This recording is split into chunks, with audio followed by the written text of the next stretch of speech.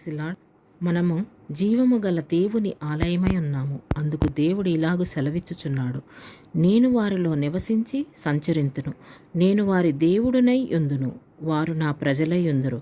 కావున మీరు వారి మధ్య నుండి బయలు వెళ్ళి ప్రత్యేకముగా ఉండుడి, అపవిత్రమైన దానిని ముట్టకుడని ప్రభువు చెప్పుచున్నాడు.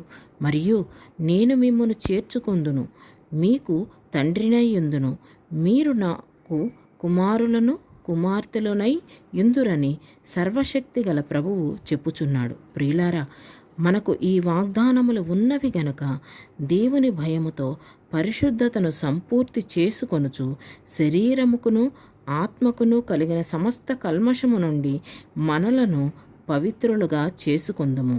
మనమందరము జీవము గల దేవుని ఆలయమున్నాము, ప్రత్యేకింపబడిన వారం. శరీరానికి ఆత్మకి ఏ కల్మషము లేకుండా